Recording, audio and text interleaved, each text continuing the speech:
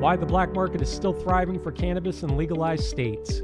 Despite the legalization of cannabis in over 11 states across America, the illicit cannabis trade is still thriving in some locations. What is causing the illicit trade of cannabis to survive in states which have legalized recreational marijuana?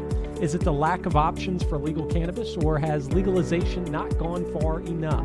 One of the many arguments people use for the legalization of marijuana and other drugs is the reduction in the illicit market and violent crimes associated with illegal sales. The continuation of illicit marijuana and police raids associated with it is providing ammunition for arguments for parties opposed and supporting marijuana legalization. On the one hand, opposition to the legalization of marijuana uses it as a proof that legalization doesn't deter the illicit market for marijuana, while the pro-legalization supporters are saying that by not going far enough with the legalization of marijuana, you're never going to completely eradicate the illicit market.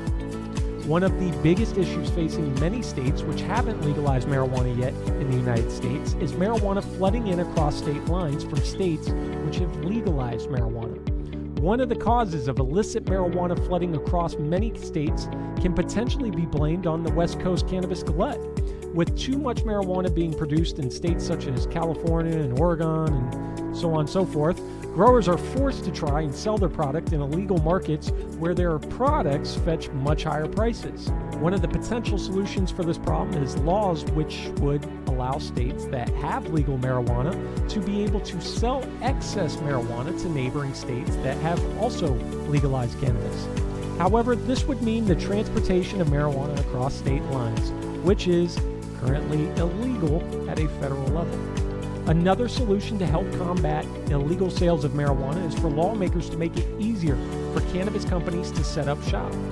Currently, many laws and requirements make it extremely hard for cannabis retailers to get established. Florida. Only time will tell, and there will be many missteps along the way. That is one thing you can most certainly be sure of. For more information, check out learnsativa.org. And remember, as always, knowledge is power.